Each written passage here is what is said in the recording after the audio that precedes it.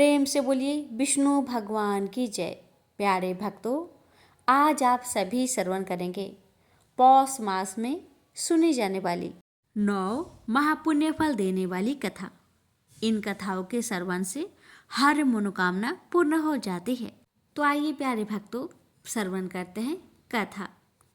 एक बार एक नगर में एक मालिन रहती थी। उसके पति जल बसे थे। उसका एक 4 साल का पुत्र था। उसकी सास कठोर हृदय की स्त्री थी। वह बहू को बहुत तकलीफ देती थी।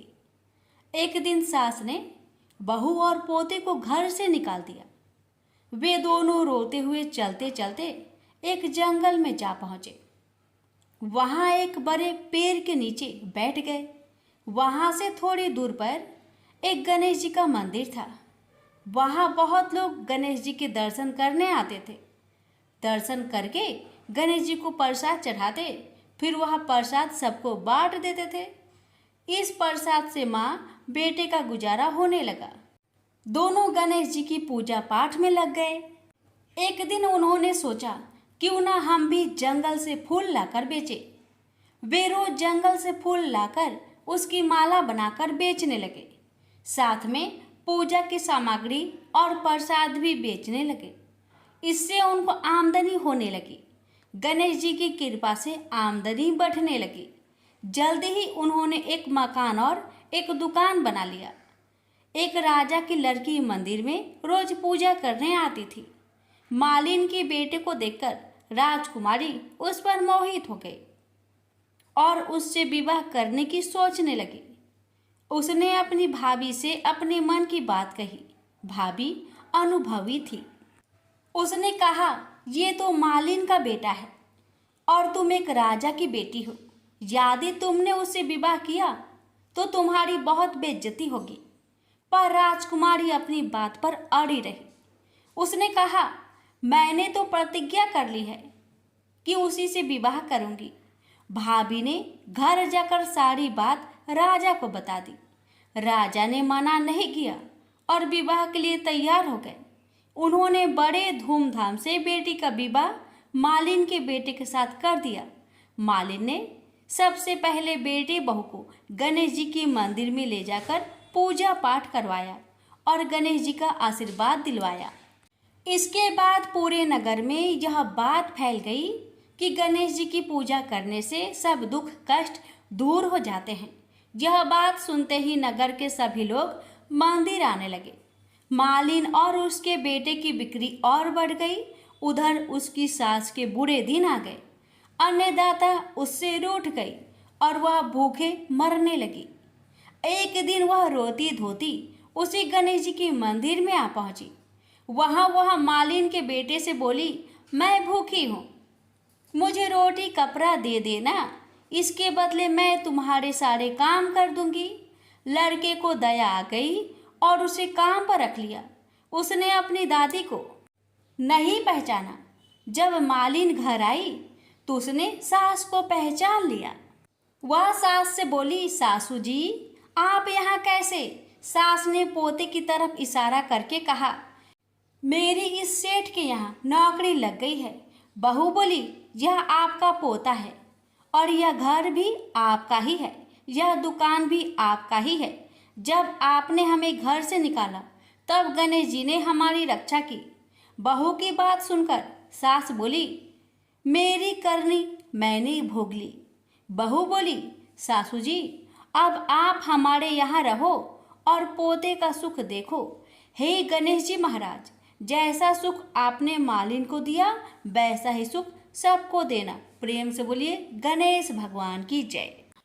एक साहूकार था। उसके कोई बच्चा नहीं था।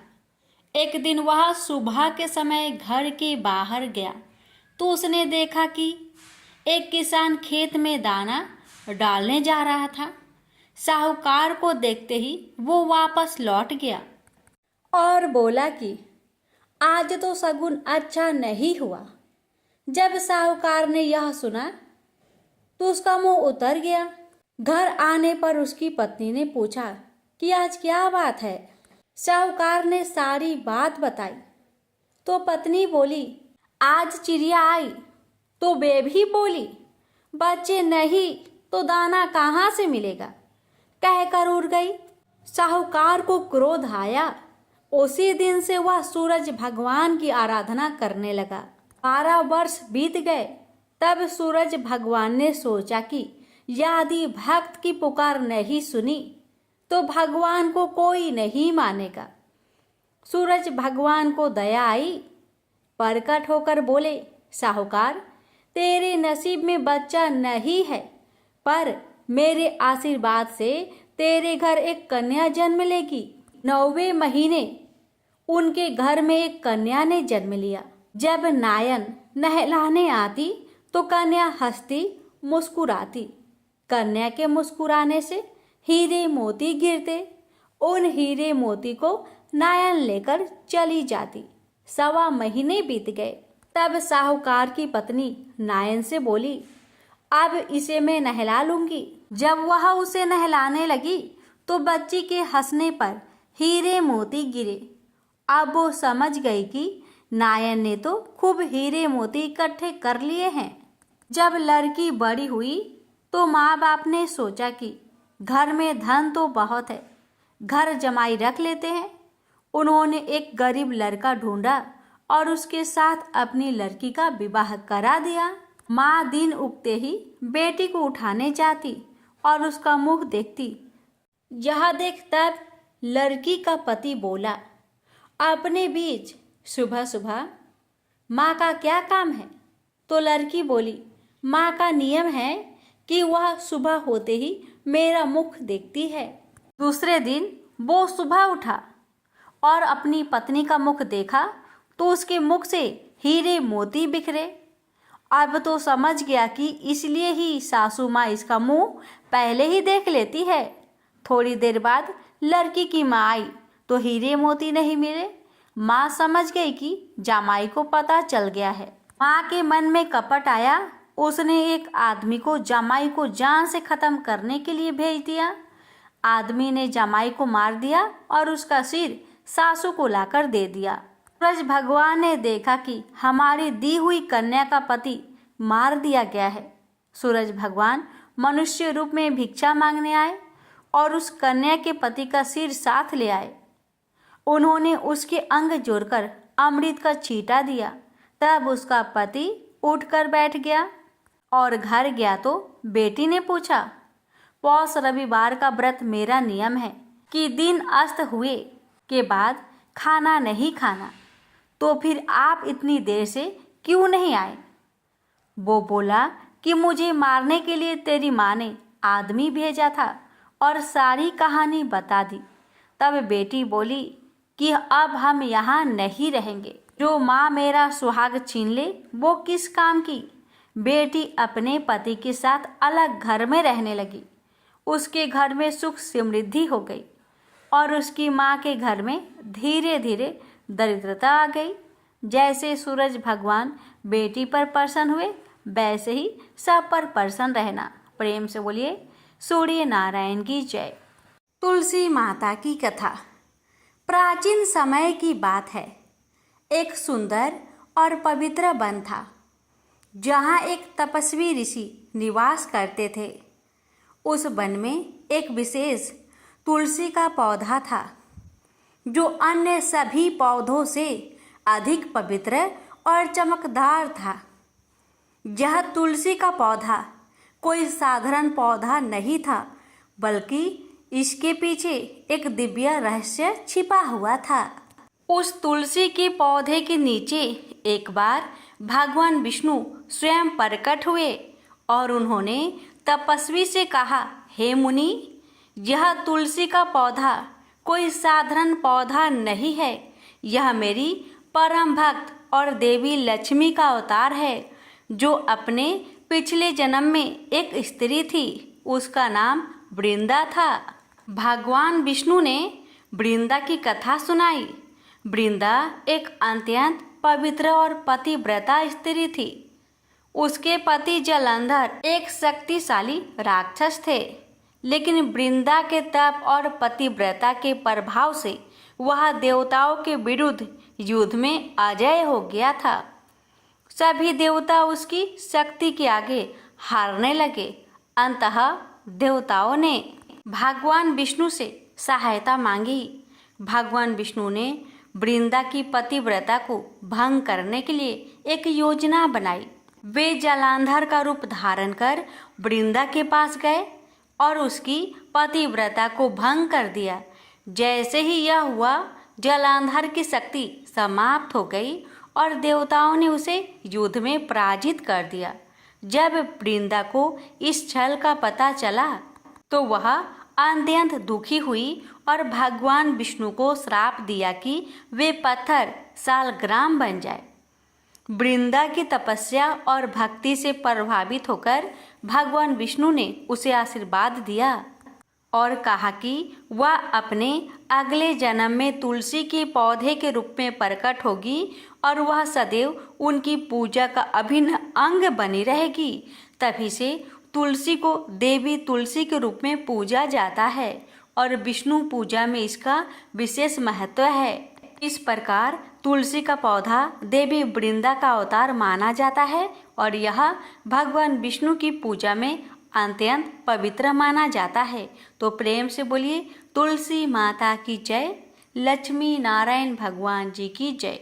एक बार की बात है, सरस्वती नदी के तट पर ऋषि मुनि एकत्रित होकर इस विषय पर चर्चा कर रहे थे कि ब्रह्मा जी, शिव जी और श्री विष्णु में सबसे बड़े और श्रेष्ठ कौन है। इसका कोई निष्कर्ष न निकला देख उन्होंने त्रिदेवों की परीक्षा लेने का निश्चय किया और ब्रह्मा जी के मानस पुत्र महर्षि भृगु को इस कार्य के लिए नियुक्त किया। महर्षि भृगु सर्वप्रथम ब्रह्मा जी के पास गए। उन्होंने ना तो प्रणाम किया और ना ही उनकी स्तुति की। यह देख ब्रह्मा जी क्रोधित हो गए। क्रोध की अधिकता से उनका मुख लाल हो गया, आंखों में अंगारे दहकने लगे। लेकिन फिर यह सोचकर कि ये उनके पुत्र है, उनके हृदय में उठे क्रोध के आवेग को विवेक बुद्धि में दबा लिया। वहां से महर्षि भृगु कैलाश गए। देवाधिदेव भगवान महादेव ने देखा कि भृगु आ रहे हैं तो वे प्रसन्न होकर अपने आसन से उठे और उनका आलिंगन करने के लिए भुजाएं फैला दी। किंतु उनकी परीक्षा लेने के लिए भृगु मुनि उनका आलिंगन अस्वीकार करते हुए बोले, महादेव, आप सदा वेदों और धर्म की मर्यादा का उल्लंघन करते हैं। दुष्टों और पापियों को आप जो वरदान देते हैं उनसे सृष्टि पर भयंकर संकट आ जाता है, इसलिए मैं आपका आलिंगन कदापि नहीं करूंगा। उनकी बात सुनकर भगवान शिव क्रोध से तिलमिला उठे। उन्होंने जैसे ही त्रिशूल उठाकर उन्हें मारना चाहा, वैसे ही भगवती सती ने बहुत अनुनय विनय कर किसी प्रकार से उनका क्रोध शांत किया। इसके बाद भृगु मुनि बैकुंठ लोक गए। उस समय भगवान श्री विष्णु देवी लक्ष्मी की गोद में सिर रखकर लेटे थे। भृगु ने जाते ही उनके वक्ष पर एक तेज लात मारी। भक्त वत्सल भगवान विष्णु शीघ्र ही अपने आसन से उठ खड़े हुए। उन्होंने उन्हें प्रणाम करके उनके चरण सहलाते हुए, आपके पैर पर चोट तो नहीं लगी? कृपया इस आसन पर विश्राम कीजिए। भगवान, मुझे आपके शुभ आगमन का ज्ञान न था, इसलिए मैं आपका स्वागत नहीं कर सका। आपके चरणों का स्पर्श तीर्थों को पवित्र करने वाला है। आपके चरणों के स्पर्श से आज मैं धन्य हो गया। भगवान विष्णु का यह प्रेम व्यवहार देखकर महर्षि भृगु की आंखों से आंसू बहने लगे। उसके बाद वे ऋषि मुनियों के पास लौट आए और ब्रह्मा जी, शिव जी और श्री विष्णु जी के यहाँ के सभी अनुभव विस्तार से कह बताया। प्रेम से बोलिए जय श्री हरि। एक बार नारद मुनि जी ने भगवान विष्णु से पूछा, हे भगवान, आपका इस समय सबसे प्रिय भक्त कौन है? अब विष्णु तो भगवान है, सो झट से समझ गए अपने भक्त नारद मुनि की बात और मुस्कुराकर बोले, मेरा सबसे प्रिय भक्त उस गांव का एक मामूली किसान है। यह सुनकर नारद मुनि जी थोड़ा निराश हुए और फिर से एक प्रश्न किया, हे भगवान, आपका बड़ा भक्त तो मैं हूँ, तो फिर सबसे प्रिय क्यों नहीं? भगवान विष्णु जी ने नारद मुनि से कहा, इसका जवाब तो तुम खुद ही दोगे। जाओ, एक दिन उस किसान के घर रहो और फिर सारी बात मुझे बताना। नारद मुनि जी ने सुबह सवेरे उस किसान के घर पहुंच गए। देखा अभी अभी किसान जागा है और उसने सबसे पहले अपने जानवरों को चारा दिया, फिर मुंह हाथ धोए दैनिक कार्यों से निर्वृत हुआ। जल्दी जल्दी भगवान का नाम लिया, रूखी सूखी रोटी खाकर जल्दी जल्दी अपने खेतों पर चला गया। सारा दिन खेतों में काम किया, शाम को वापस घर आया, जानवरों को अपनी अपनी जगह बांधा, उन्हें चारा पानी डाला, हाथ पांव धोए, कुल्ला किया, फिर थोड़ी देर भगवान का नाम लिया, फिर परिवार के संग बैठकर खाना खाया और कुछ बातें की और फिर सो गया। अब सारा दिन यह सब देखकर नारद मुनि जी भगवान विष्णु के पास वापिस आए और बोले, भगवान, मैं आज सारा दिन उस किसान के संग रहा, लेकिन वो तो ढंग से आपका नाम भी नहीं ले सकता। उसने थोड़ी देर सुबह, थोड़ी देर शाम को, और वो भी जल्दी जल्दी आपका ध्यान किया, और मैं तो 24 घंटे सिर्फ आपका ही नाम जपता हूँ। क्या अभी आपका सबसे प्रिय भक्त वो गरीब किसान ही है? भगवान विष्णु जी ने नारद की बात सुनकर कहा, अब इसका जवाब भी तुम मुझे खुद ही देना। भगवान विष्णु जी ने एक कलश अमृत से भरा नारद मुनि को थमाया और बोले, इस कलश को लेकर तुम तीनों लोकों की परिक्रमा करके आओ, लेकिन ध्यान रहे अगर एक बूंद भी अमृत नीचे गिरा तो तुम्हारी सारी भक्ति और पुण्य नष्ट हो जाएंगे। नारद मुनि तीनों लोकों की परिक्रमा करके जब भगवान विष्णु के पास वापिस आए तो खुश होकर बोले, भगवान, मैंने एक बूंद भी अमृत नीचे नहीं गिरने दिया। विष्णु भगवान ने पूछा, और इस दौरान तुमने मेरा नाम कितनी बार लिया, मेरा स्मरण कितनी बार किया? तो नारद बोले, अरे भगवान जी, मेरा तो सारा ध्यान इस अमृत पर था, फिर आपका ध्यान कैसे करता? भगवान विष्णु ने कहा, हे नारद, देखो उस किसान को, वो अपना कर्म करते हुए भी नियमित रूप से मेरा स्मरण करता है, क्योंकि जो अपना कर्म करते हुए भी मेरा जाप करे वो ही मेरा सबसे प्रिय भक्त हुआ। और तुम तो सारे दिन खाली बैठे ही जप करते हो, और जब तुम्हें कर्म दिया तो मेरे लिए तुम्हारे पास समय ही नहीं था। तो नारद मुनि सब समझ गए और भगवान के चरण पकड़ लिए और बोले, हे भगवान, आपने मेरा अहंकार तोड़ दिया, आप धन्य हैं। तो प्रेम से बोलिए, विष्णु भगवान की जय। एक बार माता लक्ष्मी भगवान विष्णु से पूछती है, हे स्वामी, तुलसी के पास दीपक जलाने का क्या महत्व है, और रोज शाम को तुलसी के पास दिया क्यों जलाया जाता है? इससे मनुष्य को कौन सा फल प्राप्त होता है? तुलसी के पास दीपक जलाने की विधि क्या है, तथा दीपक जलाते समय कौन से मंत्र का उच्चारण करना चाहिए? कृपया आप मुझे विस्तार से बतलाइए। तब भगवान विष्णु जी कहते हैं, हे देवी, आज आपने समस्त मानव जाति के कल्याण के लिए बहुत ही महत्वपूर्ण प्रश्न किया है। आपके इस प्रश्न का उत्तर देने से पूर्व मैं आपको एक प्राचीन कथा सुनाता हूँ, जिससे आपको सभी प्रश्न के उत्तर मिल जाएंगे।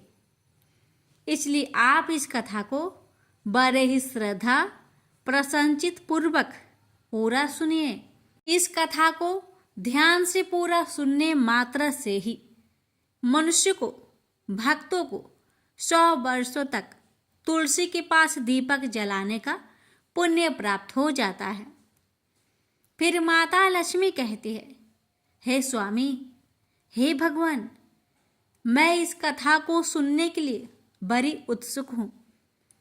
कृपया आप इस कथा को सुनाना प्रारंभ कीजिए। तब भगवान विष्णु माता लक्ष्मी को वह कथा सुनाने लग जाते हैं कि हे देवी, पूर्व काल की बात है। दक्षिण दिशा में तुंगभद्रा नाम की एक बहुत बड़ी नदी है। इस नदी के किनारे पर हरिहरपुर नाम का एक अत्यंत सुंदर नगर बसा हुआ था। उसी नगर में काशी नाम के एक ब्राह्मण निवास करते थे।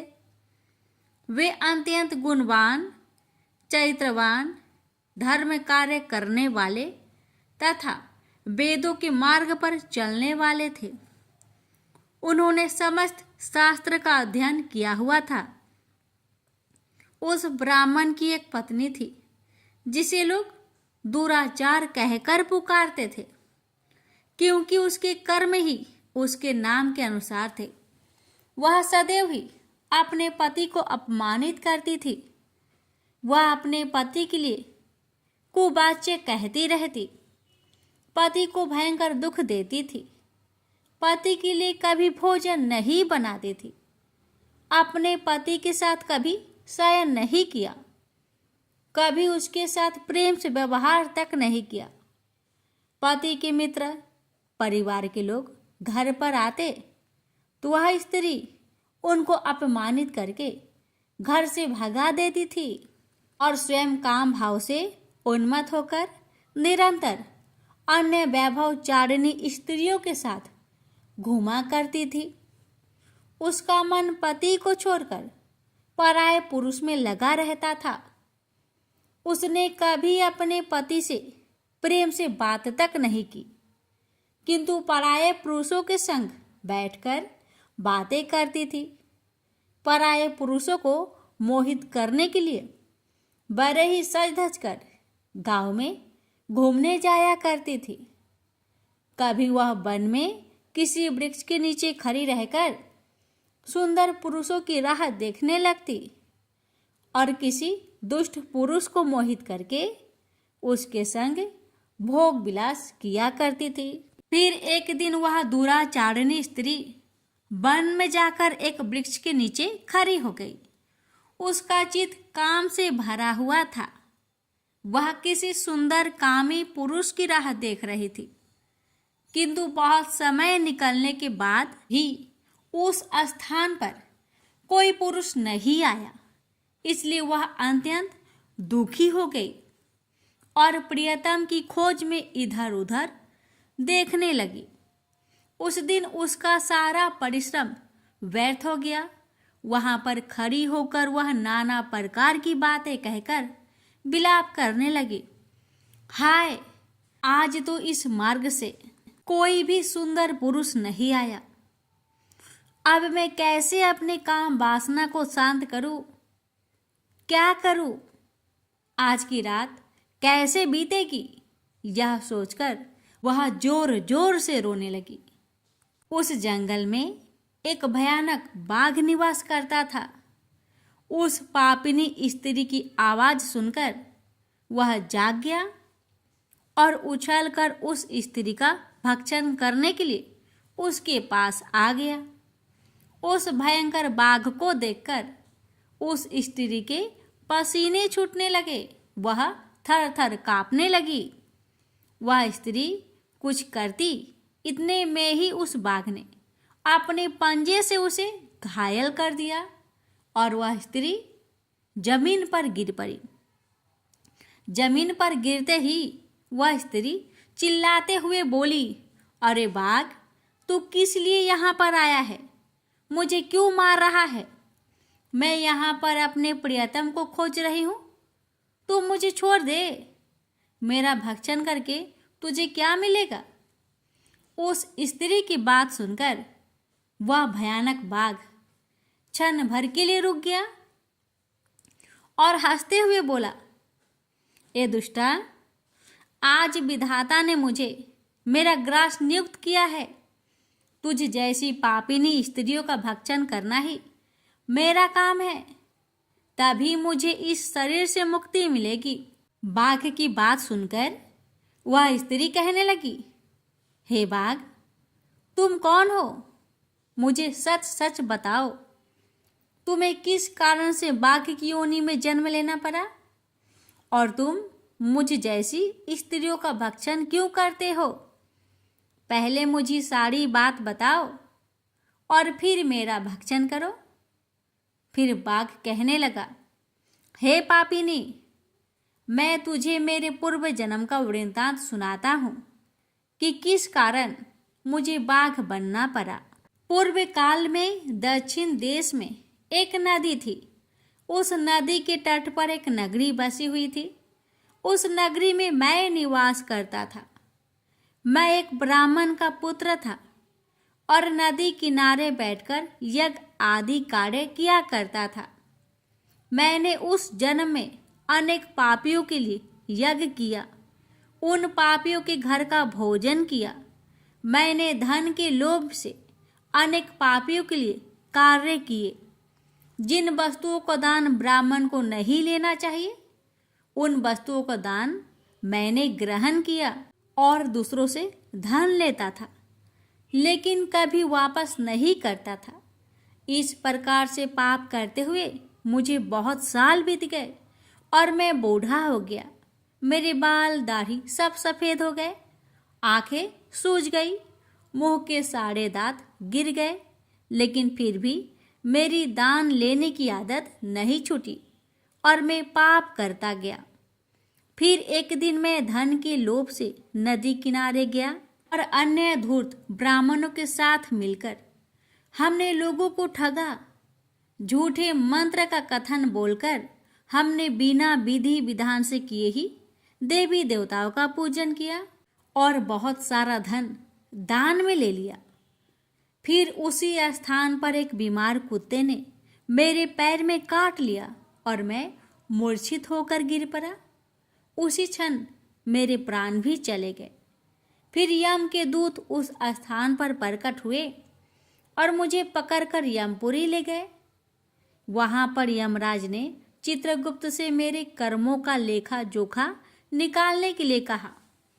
फिर चित्रगुप्त कहने लगे, हे धर्मराज, इस ब्राह्मण ने घोर पाप किए हैं। इसने दूसरे से झूठ कहकर धन लूटा है, विधि विधान से पूजा ना करके झूठ मंत्र बोलकर भगवान का अपमान किया है। इसलिए यह पापी ब्राह्मण केवल नरक ही जाने के योग्य है। फिर यमराज ने अपने दूतों को आदेश देकर मुझे नरक की अग्नि में डाल दिया। अनेक वर्षों तक नरक की सजा भोगने के बाद मुझे बाघ का शरीर प्राप्त हुआ और मैं इस दुर्गम वन में निवास करने लगा। मैं अपने पूर्व जन्म के पापों को याद करके कभी भी कोई भी महात्मा पुरुष या फिर साधु संत हो, सती स्त्रियों का मैं भक्षण नहीं करता हूँ। मैं केवल पापी, दुराचारिणी तथा उल्टा स्त्रियों का ही भक्षण करता हूँ, ताकि मुझे पाप से मुक्ति मिल जाए। इस प्रकार से उस बाघ ने अपने पूर्व जन्म का पूरा कथा उस पापिनी को सुना दिया और फिर उस स्त्री से कहने लगा, हे पापिनी, तेरे आचरण से तू उल्टा दिखाई पड़ती है। अपने पति को छोड़कर तू इस वन में अन्य पुरुष के साथ भोग विलास करने आई है, इसलिए आज तो तू मेरा ग्रास अवश्य बनेगी। इतना कहकर उस बाघ ने अपने तीक्ष्ण नाखून से उस पापिनी स्त्री के टुकड़े टुकड़े करके उसे खा लिया। फिर उस स्थान पर यम के दूत प्रकट हुए और उस पापिनी स्त्री को उठाकर यमपुरी ले गए। वहां पर उसे यमराज के सामने खड़ा किया गया। फिर चित्रगुप्त ने उस स्त्री का लेखा जोखा निकालते हुए यमराज जी से कहने लगे, हे धर्मराज, यह स्त्री तो अत्यंत पापिनी है। इसने घोर पाप किए हैं। इसने व्यभिचार किया है। इसने अपनी पति की कभी सेवा नहीं की। अपने पति को भूलकर पराये पुरुषों के संग भोग विलास किया करती। उसके पाप को सुनकर यमराज जी ने उस स्त्री को अग्नि से भरे हुए कुंडों में डालने का आदेश दिया। अनेक वर्षों तक उसे उस कुंड में पकाया गया, फिर उसे निकालकर दूसरे नरक में डाल दिया गया। इस प्रकार से उसे अनेक वर्षों तक अलग अलग नरकों में डाला गया और नरकों में डालने के बाद वह महापापी स्त्री पुनः पृथ्वी लोक पर आकर चांडाल के रूप में उत्पन्न हुई। चांडाल के घर में जन्म लेकर वह फिर से अनेक पाप करने लगी, व्यभिचार करने लगी, अनेक पापी पुरुषों के संग विहार करने लगी। कुछ समय बाद पूर्व जन्म के पापों के कारण उसे कोढ़ का रोग हो गया और वह भयानक पीड़ा सहन करने लगी। उसका अंग अंग जलने लगा, उसके नेत्रों में पीड़ा होने लगी। इस दुख को सहन करती हुई अपना जीवन को बिता रही थी। फिर एक दिन वह तीर्थ में स्नान करने के उद्देश्य से अनंतपुरा में चली गई। वहां पर वह एक आश्रम के बाहर निवास करने लगी। वहां उस आश्रम में एक तुलसी जी का पौधा था। अन्य स्त्रियों को वहां पर तुलसी जी के पास दीपक जलाते हुए देखकर उस महापापी स्त्री ने भी वही किया। उसने तुलसी जी के पौधे के पास जाकर एक घी का दीपक जला दिया। फिर उसी रात हृदयघात से उसकी मृत्यु हो गई और यमराज के दूत उसे लेने के लिए आ गए। जैसे ही यम के दूत उस पापी स्त्री को पास में बांध कर ले जाने लगे, वैसे ही भगवान विष्णु के दो पार्षद उस स्थान पर प्रकट हुए और उन्होंने उन दोनों को रोक लिया और कहने लगे, हे दूतों, इस स्त्री को तुम छोड़ दो, यह नरक जाने की योग्य नहीं है। तुम किसके आदेश से ऐसा अधर्म कर रहे हो? फिर यम के दूत कहने लगे, हे पार्षदों, हम यमराज के आदेश से इस पापी स्त्री को उठाकर ले जा रहे हैं, किंतु आप हमें किस कारण से रोक रहे हैं? यह स्त्री अत्यंत पापी है, महापापी है। इसने बहुत घोर पाप किए हैं, इसे नरक में जाने की आज्ञा मिली है। फिर पार्षद कहने लगे, हे दूतों, यह स्त्री तो विष्णु भगवान की भक्त है, यह नरक जाने की योग्य नहीं है। इसने शाम के समय तुलसी जी के पास दीपक जलाया है, इसी कारण से इसके समस्त पाप नष्ट हो गए हैं। इसलिए अब यह नरक जाने की योग्य नहीं है, यह स्वर्ग जाने की अधिकारी बन चुकी है।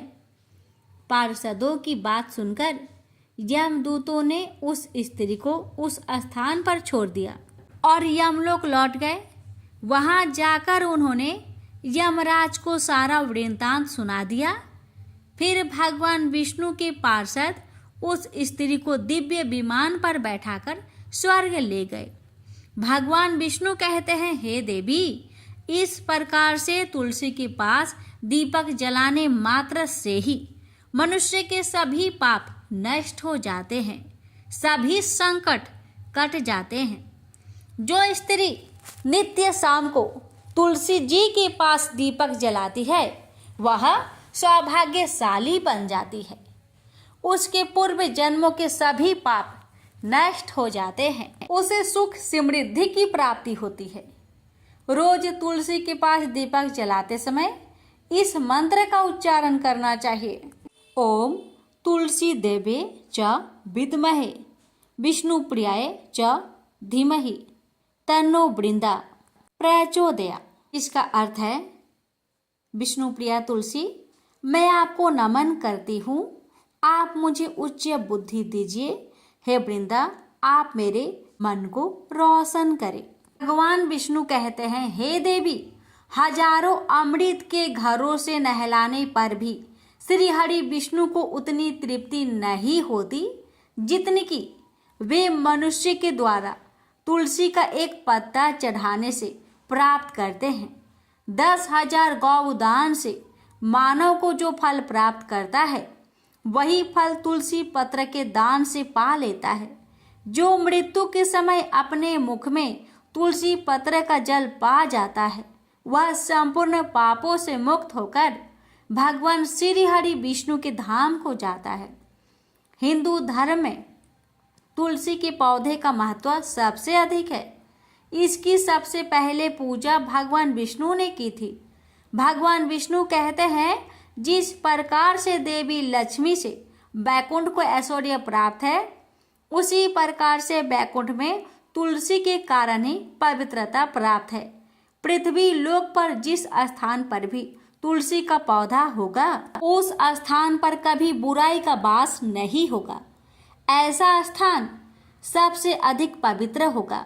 इसी कारण से हमें हमारे घर में तुलसी का पौधा अवश्य लगाना चाहिए। इस प्रकार से भगवान विष्णु ने तुलसी के पास दिया जलाने का महत्व, महिमा बताए। अगर कथा अच्छी लगे तो कमेंट बॉक्स में तुलसी महारानी की जय अवश्य लिखें और इस वीडियो को एक शेयर अवश्य करें। भगवान विष्णु आप सभी भक्तों की हर मनोकामना को पूर्ण करे। प्रेम से बोलिए जय श्री हरि। एक बार नारायण नारायण करते नारद जी द्वारिकाधीश के दरबार में पहुंचे। उन्हें देख के श्री कृष्ण बहुत प्रसन्न हुए और बोले, देव ऋषि, द्वारिका में आपका स्वागत है। देव ऋषि नारद झुककर बोले, प्रभु प्रणाम। एक प्रश्न मेरे मन को परेशान कर रहा है कि ये माया क्या है। श्री कृष्ण मुस्कुराए और कहे, माया के बारे में हम विस्तार से चर्चा करेंगे। अभी मैं टहलने जा रहा हूँ, आप मेरे साथ टहलने चलेंगे? नारद जी ने कहा, अवश्य प्रभु। दोनों दरबार से निकले और द्वारिका नगर से बाहर आ गए। नारद पूछते हैं, प्रभु हम कहाँ जा रहे हैं? बस ऐसे ही हम थोड़ा घूमते हैं, कृष्ण भगवान ने कहा। दोनों चलने लगे और चलते चलते दोनों वीरान रेगिस्तान में पहुंच गए।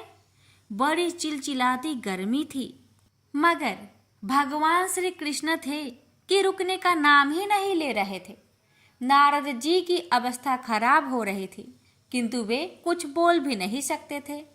अचानक श्री कृष्ण रुके और उन्हें देख नारद मुनि ने राहत की सांस ली। श्री कृष्ण ने उनकी तरफ देखा और बोले, देव ऋषि, मुझे ना बड़ी प्यास लगी है, गला सूख रहा है, आप कहीं से जल की व्यवस्था कर सकते हैं? नारद जी ने कहा, अवश्य प्रभु। इतना कहकर नारद जी निकल पड़े जल ढूंढने। वे ढूंढते गए, लेकिन भला रेगिस्तान में जल कहाँ मिलता है आसानी से।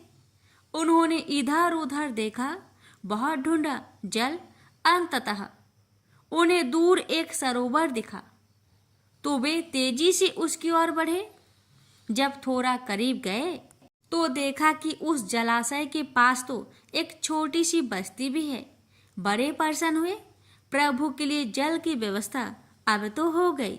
जैसे ही वो गांव के पास पहुंचे तो देखा सामने एक कुआं था और एक बड़ी ही आकर्षक स्त्री कुएं से पानी भर रही थी। नारद जी उन्हें देखकर मोहित हो गए।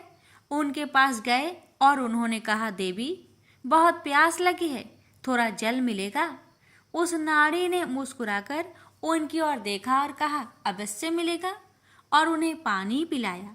नारद मुनि पानी पीते समय भी बार बार उन्हें देख रहे थे और बड़े ही मोहित होते जा रहे थे। अंततः नारद जी की प्यास बुझ गई। उन्होंने उस नारी से पूछा, आपके पिता कहाँ हैं?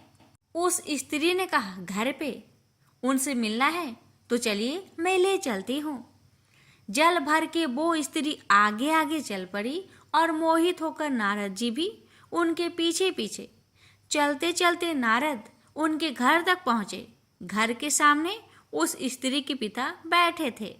नारद जी ने पूछा, आप इनके पिता हैं? उन्होंने कहा, जी, मैं सिर्फ इनका ही पिता नहीं, इस बस्ती का मुखिया भी हूँ। आपका क्या सहायता कर सकता हूँ? नारद जी बोले, अरे वाह, बहुत अच्छा लगा सुन के। मैं नारद हूँ और मुझे आपकी पुत्री बड़ी ही अच्छी लगी। मैं उनसे विवाह करना चाहता हूँ। इस बात पे लड़की के पिता ने देव ऋषि नारद को ऊपर से नीचे देखा और कहा, देखने से तो आपका रूप रंग अच्छा है, काद कदी भी अच्छी है, चेहरे में व्याप्त ज्ञान का तेज अस्पष्ट दिख रहा है, तो आप तो हमारे पुत्री के लिए अत्यंत योग्य है और मैं अपनी पुत्री से आपका विवाह भी करा सकता हूँ, किंतु एक शर्त है। नारद जी ने कहा, क्या शर्त है? मुझे आपकी हर शर्त मंजूर है। लड़की के पिता ने कहा, मेरी ये शर्त है कि आप विवाह के पश्चात घर जमाई बनके मेरे साथ ही रहेंगे और मेरे मरणोपरांत इस गांव के मुखिया बनके इस गांव की भी देखभाल करेंगे और लोगों की रक्षा करेंगे।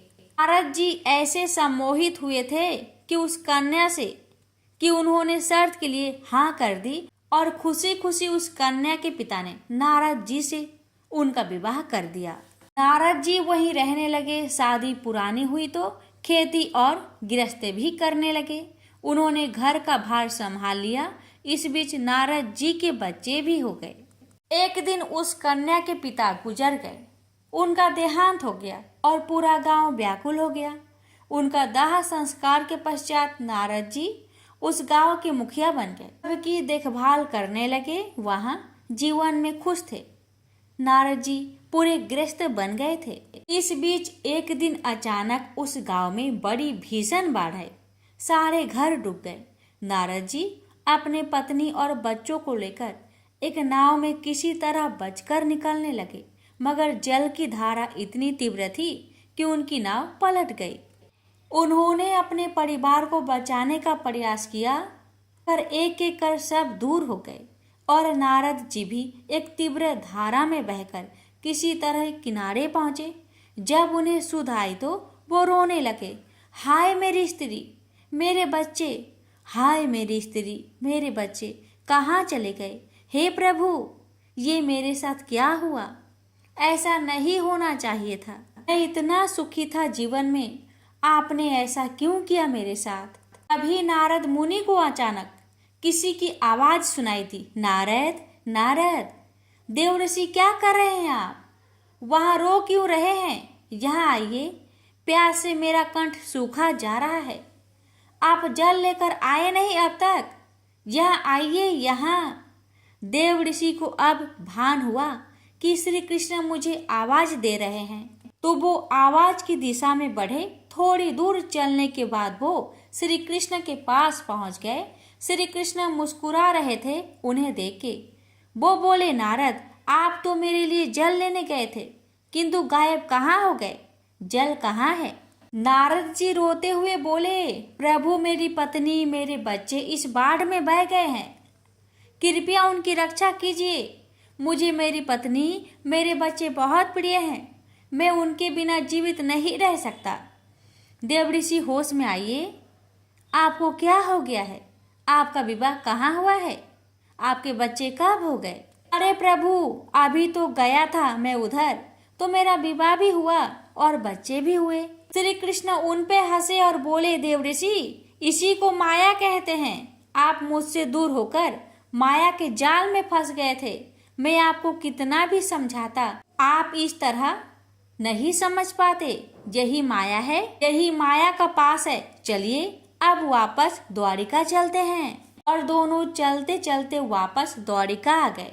नारद ने उन्हें धन्यवाद कहा और बोले, प्रभु, इससे उत्तम माया मुझे कोई नहीं समझा सकता था। जय द्वारिकाधीश की, जय श्री कृष्ण की। नारायण नारायण कहते कहते नारद जी देवलोक की ओर चले गए। हर व्रत की कथा के साथ पढ़ी और सुनी जाने वाली लपसी तपसी की कहानी। एक लपसी था, एक तपसी था। तपसी हमेशा भगवान की तपस्या में लीन रहता था। लपसी रोजाना 1.25 सेर की लपसी बनाकर भगवान का भोग लगाकर जीम लेता था। एक दिन दोनों लड़ने लगे। तपसी बोला, मैं रोज भगवान की तपस्या करता हूँ, इसलिए मैं बड़ा हूँ। तपसी बोला, मैं रोज भगवान को 1.25 सेर लापसी का भोग लगाता हूँ, इसलिए मैं बड़ा हूँ। नारद जी वहां से गुजर रहे थे। दोनों को लड़ता देखकर उनसे पूछा कि तुम क्यों लड़ रहे हो? तपसी ने खुद के बड़ा होने का कारण बताया और लपसी ने अपना कारण बताया। नारद जी बोले, तुम्हारा फैसला मैं कर दूंगा। दूसरे दिन लपसी और तपसी नहाकर अपनी रोज की भक्ति करने आए तो नारद जी ने छुपकर 1.25 करोड़ की एक एक अंगूठी उन दोनों के आगे रख दी। तपसी की नजर जब अंगूठी पर पड़ी तो उसने चुपचाप अंगूठी उठाकर अपने नीचे दबा ली। लपसी की नजर अंगूठी पर पड़ी लेकिन उसने ध्यान नहीं दिया। भगवान को भोग लगाकर लपसी खाने लगा। नारद जी सामने आए तो दोनों ने पूछा कि कौन बड़ा है, तो नारद जी ने तपसी से खड़ा होने को कहा। वो खड़ा हुआ तो उसके नीचे दबी अंगूठी दिखाई पड़ी। नारद जी ने तपसी से कहा, तपस्या करने के बाद भी तुम्हारी चोरी करने की आदत नहीं गई, इसलिए लपसी बड़ा है और तुम्हें तुम्हारी तपस्या का कोई फल भी नहीं मिलेगा। तपसी शर्मिंदा होकर माफी मांगने लगा। उसने नारद जी से पूछा, मुझे मेरी तपस्या का फल कैसे मिलेगा? नारद जी ने कहा, यदि कोई गाय और कुत्ते की रोटी नहीं बनाएगा तो फल तुम्हें मिलेगा। यदि कोई ब्राह्मण को भोजन करवाकर दक्षिणा नहीं देगा तो फल तुम्हें मिलेगा। यदि कोई साड़ी के साथ ब्लाउज नहीं देगा तो फल तुझे मिलेगा। यदि कोई दिए से दिया जलाएगा तो फल तुझे मिलेगा। यदि कोई सारी कहानी सुने लेकिन तुम्हारी कहानी नहीं सुने तो फल तुझे मिलेगा। उसी दिन से हर व्रत कथा कहानी के साथ लपसी तपसी की कहानी भी सुनी और कही जाती है। तो प्रेम से बोलिए विष्णु भगवान की जय। धन्यवाद।